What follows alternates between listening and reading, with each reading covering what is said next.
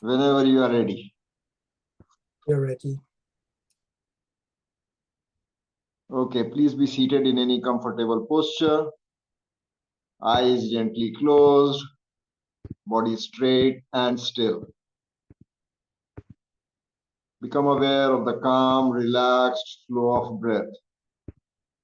Calm breath in, calm breath out. Total awareness of each inhalation and exhalation. Breathing in, fresh air. Breathing out, relax your whole body.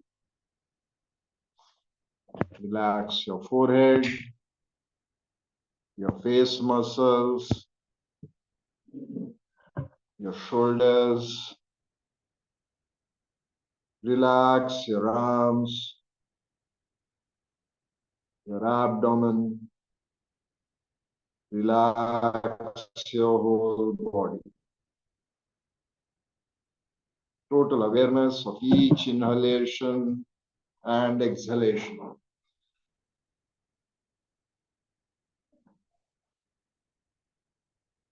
Bring your awareness to the eyebrow center. Visualize a bright red rising sun in the eyebrow center.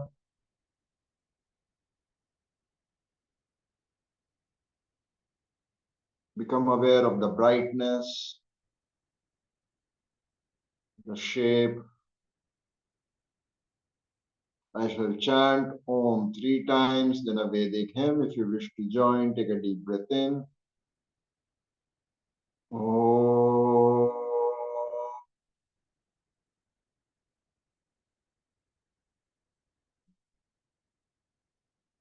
Om.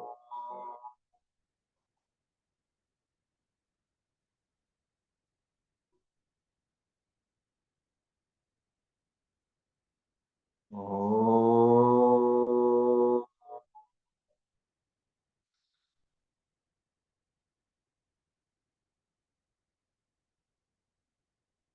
Om Sahana Vavatu Sahana Bhunaktu Sahaviryam Karavavahai Tejasvinavaditamastu Ma Vidvishavahai. Om Shanti Shanti Shanti Hari Om. Hari Om Tat Sat. Bring your palms together, rub your palms. Feel the warmth in your palms, cross your fingers, fingers on the forehead, palms on your eyes. Then gently open your eyes. Okay. To begin with, I just wanted to mention something that I have mentioned to Swamiji also, that it is one thing to see Bhagavad Gita can be finished in one day also. Bhagavad Gita can be finished in 3 months also. And one can take one lifetime to study and read about what different views people have expressed about different things and how they have elaborated. So it can be a very long process, and that I am talking about when there are classes every day. Every day 1 or 2 hours if you spend, still you can spend your whole life studying Bhagavad Gita. So I was of the opinion, Swami said, look, I am very interested in that. I agree with it, but there are very few people who really have interest.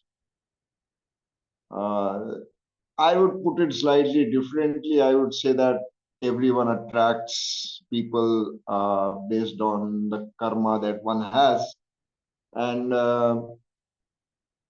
we must start out something. And so if you people have any suggestion for long term study, just let me know. I will try to we will try to make it workable. So now coming back to the topic of karma sannyas. So before this topic, before this chapter, before the fifth chapter is the fourth chapter, which is Gyan Karma Sannyas. So how do I factor in both the chapters and explain what karma sannyasa means according to Bihar School of Yoga also, and what is how Bihar School of Yoga and Lord Krishna are saying the same thing. So I'll try to just put everything together. Yesterday, unfortunately, I had a small technical mishap, so I could not join you. So why sannyasa at all?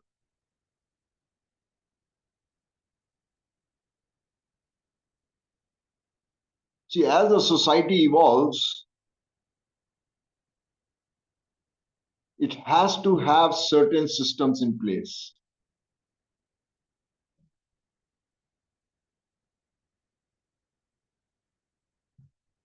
When people start following these systems and rules, usually there arises a need for overriding some rules. But who is going to decide that this is this rule has to be overridden, this rule cannot be overridden? Who is going to decide that?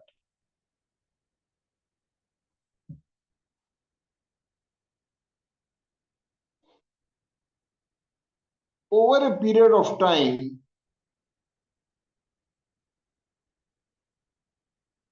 a group of people evolved who were very, very focused on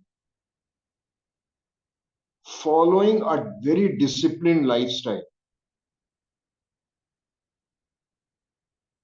They were not trying to accumulate, they were not trying to go for power, they were living in very simple ways. Even today, you have sannyasi orders which sleep on palm mats, use fans of palm leaves, and take food in hands, and that's it. Whatever their hand can hold, that much food they are given, and they are happy with that.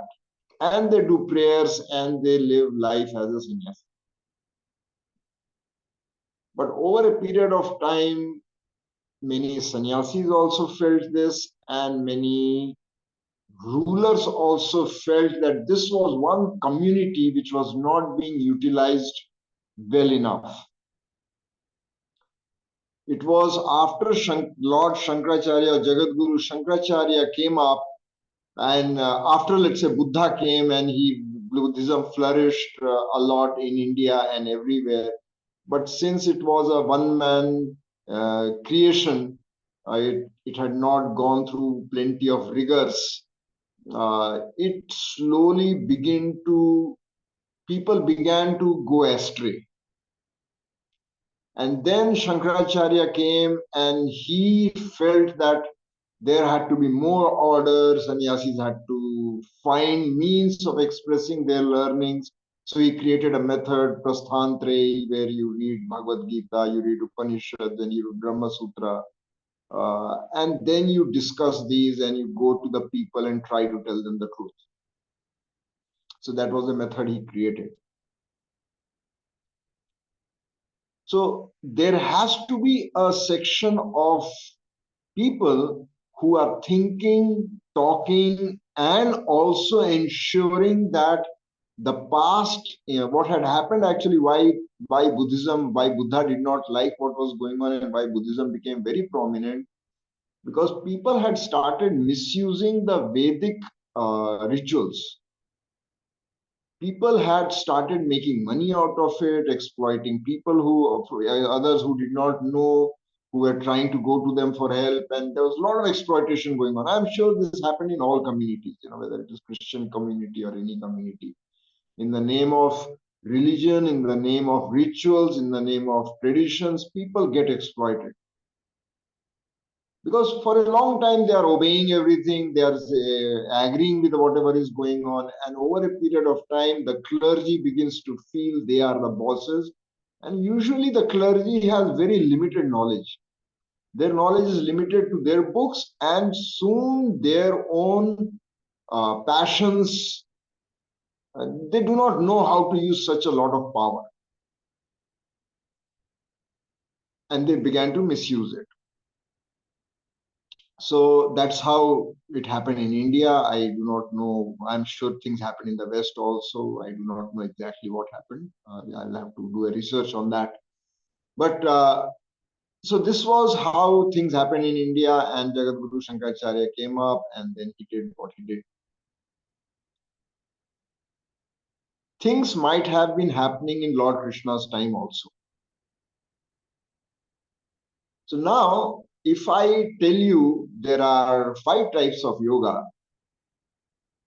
Raja Yoga, Jnana Yoga, Karma Yoga, Bhakti Yoga, Raj Yoga, Jnana Yoga, Bhakti Yoga, and Ashtanga Yoga. I tell you there are 5 types of yoga. In your mind, the picture becomes quite clear. Okay, Raj Yoga is meditation, Bhakti Yoga is devotion, Karma Yoga is working without expecting any results. So one line definition becomes very easy. But once you start going into the details, you slowly begin to see that there is not much difference between them. And this is what is happening here to Arjuna.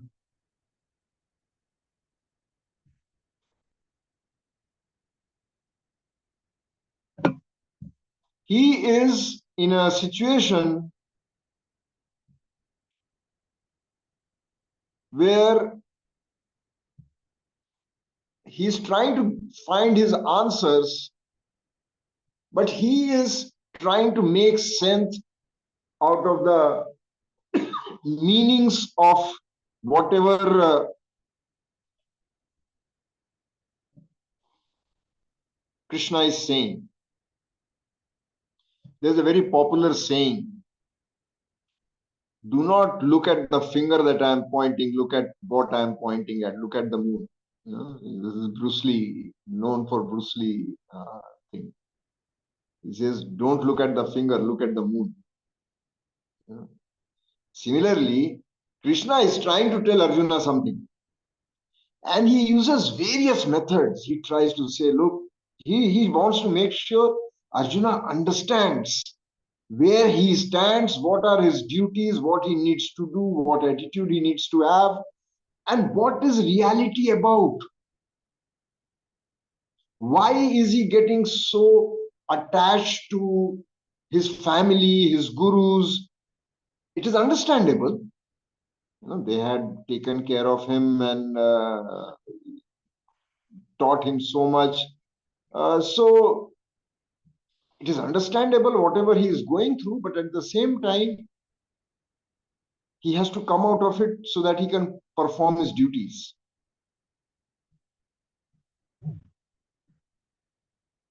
So Krishna is trying to explain things to him, is explaining different topics that are coming up. What is Sankhya Yoga? What is Jnana Yoga? And at times they all begin to seem to be one according to the explanation. Then he says Sankhya Yoga, then he gives one explanation, and then he again uses Sankhya Yoga word in another context. So now Arjuna is totally perplexed, and he says, why can't you just tell me one thing? Why do you have to tell me so many things? And what Krishna is trying to do is trying to show him the same mood. So when he does this, Krishna begins the 5th chapter, or Krishna begins to speak what has been explained in the 5th chapter. And he says that Sannyasam, Arjuna says, Sannyasam karmanam Krishna punaryogam na sansasi yashreyatarayo ekam tanme bhuhi sunischitam. He says, oh Krishna, you tell me that I have to give up all actions completely from their very form itself. And then you tell me that I must do karma yoga.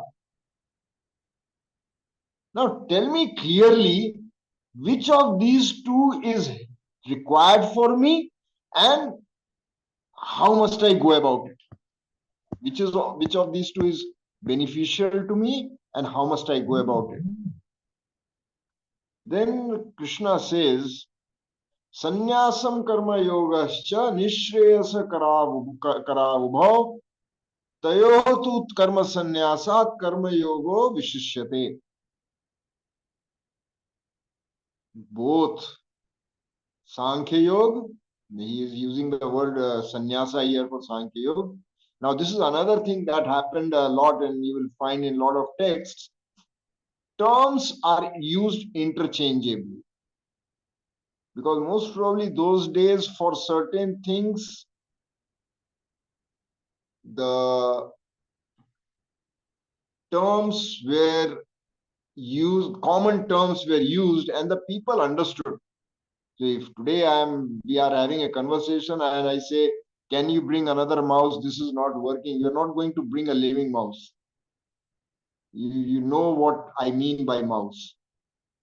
Or if I say, I need a pad for my neck, you're not going to bring me the computer pad.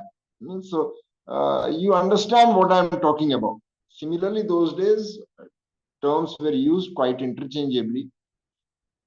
So here Krishna uses the word sannyasa for Sankhya Yoga. And he says,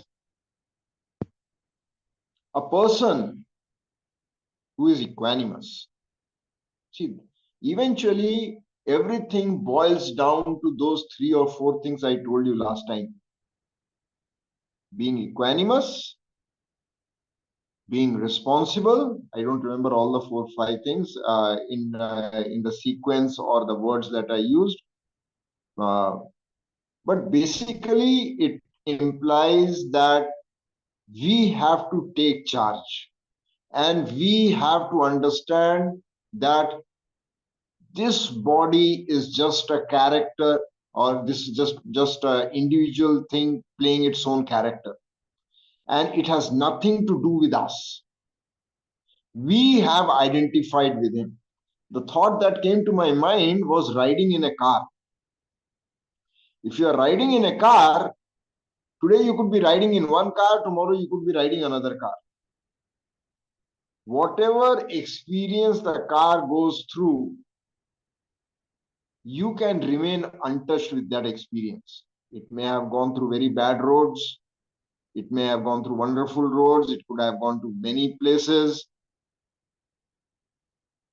It could have gone through a lot of cold, a lot of heat. It could have gone through a lot of bumps. Whatever happens, you are not really affected. It is the car which is affected.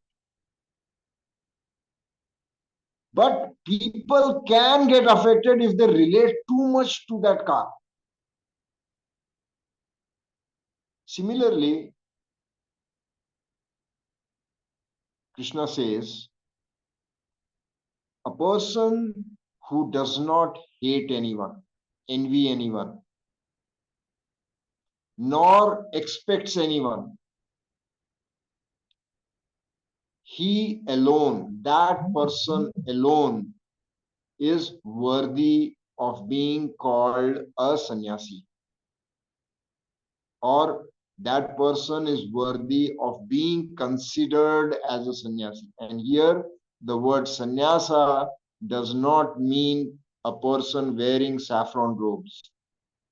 It means a person who has reached that state of equanimity, because he is free of the conflicts in his mind and happily he is released from all the bondages that bind a person.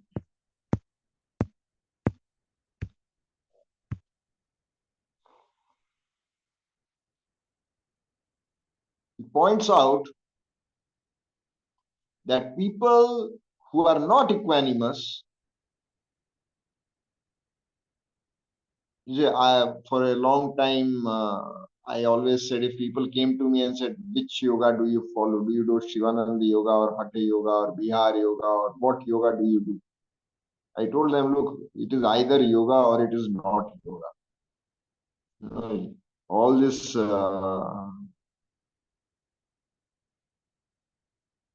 discriminations that you are pointing out are of styles which came about because the teacher saw that he has to put across the message to the students in a certain way. Therefore, these styles came about. Otherwise, eventually, all of them have the same purpose. Yes, one person may enjoy one method more, another person may enjoy another method more. He might be more at home with other things. So, similarly, here also, whether a person is doing Sankhya Yoga or is doing Karma Yoga, or any definition of Sankhya Yoga or any definition of Karma Yoga, it does not really matter. What matters is, has he attained the equanimous state of mind?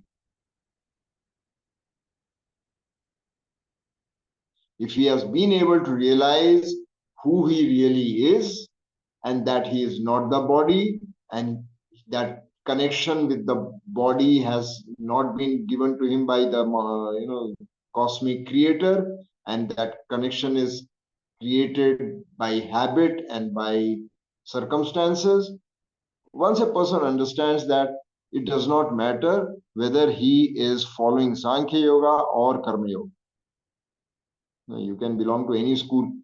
You can belong to Ashtanga Yoga school. You can belong to Iyengar Yoga school. Eventually, if you have managed to make your mind calm and equipoised and you are able to live healthily, then it does not matter. Which style are you following?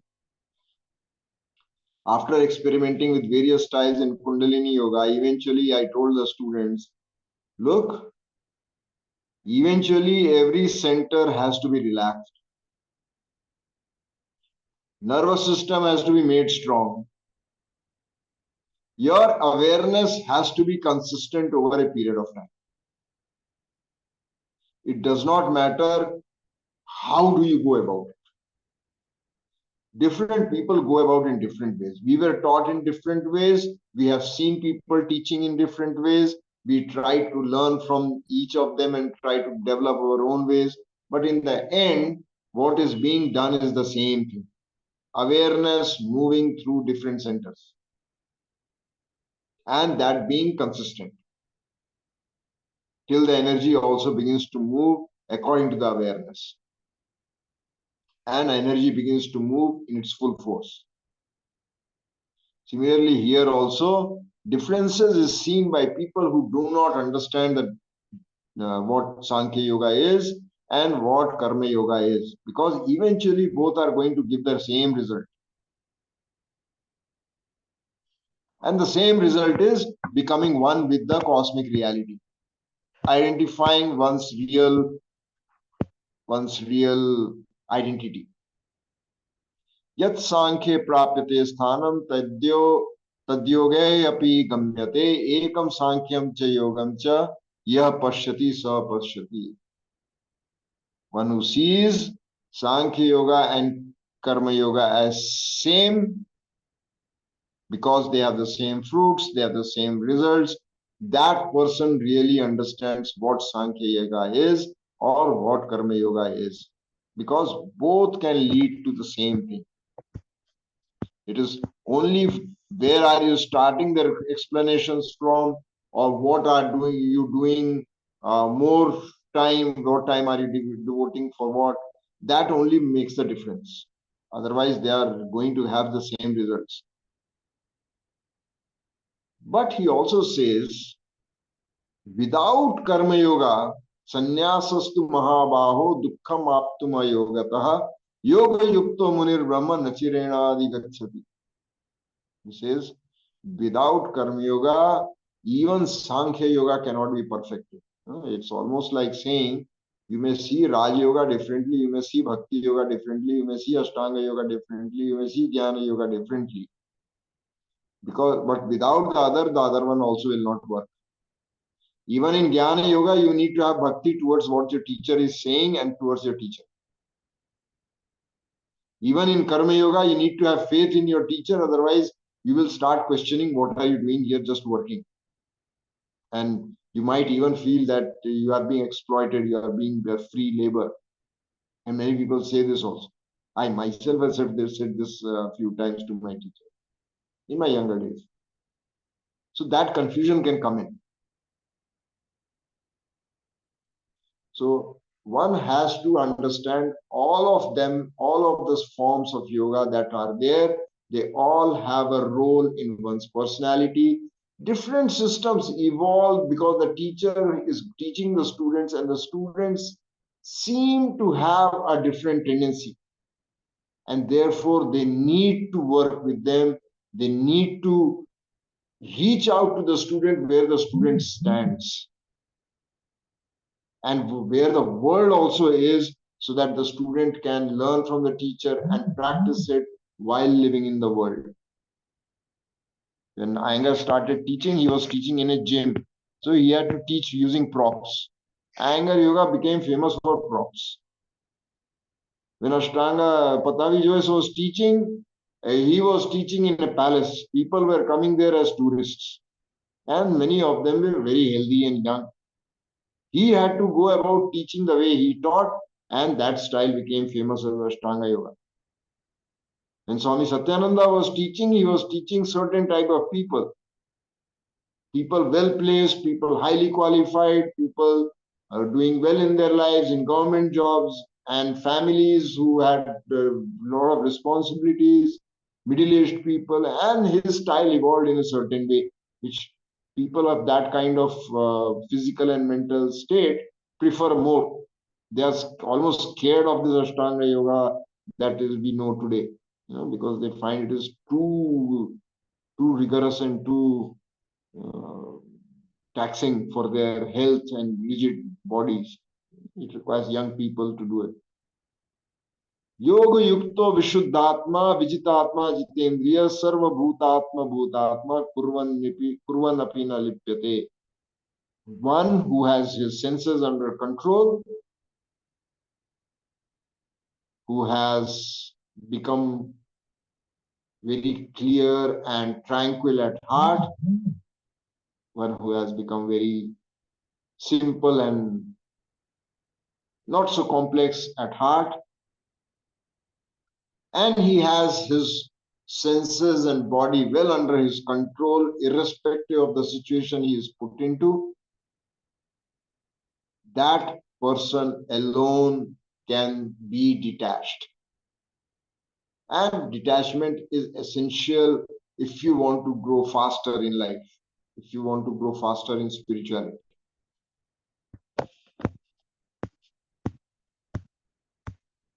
I'm kind of jumping because the time, and like I said, that perhaps we need to have a offline discussion, or off class discussion about how should we go about if somebody is very interested in going sutra by shloka by shloka, because each word can have a lot of introductions which is not possible in one class. So I might just end up giving introductions. One story, I think I've already told this story. This is a story of the king who could not manage his empire, and then he goes to his guru. I think I've told this story. I'll just make it short in case I have not told. A king is not able to manage his empire. He goes to his guru and says, I want to give up everything. The guru says, fine, you give it to me. The guru takes all his empire and asks him to become a sannyasi and puts him in meditation. After some time, he calls him as part of Karma Yoga and tells him, I need you to take care of something. Can you do that? He says, yes, I'll do it. And he gives him the empire to take care. And this man happily takes care of his empire. But one day the Guru calls him, he says, everything fine? He says, fine. He says, how come now everything is fine when you are doing the same thing which was so stressful before? He says, earlier I was thinking it was mine. Now I think it is yours. So I don't have to carry all the stress. So same thing, how can we remain equanimous? We have to understand it is not us. The character is playing its role. So Krishna says, Naiva kinchit karomiti yukto manye tattvavid pashyan shrinvan sprishan jigran ashnan gachan swapan swashan pralapan visrijan grihanan nimishan animishan api indriyani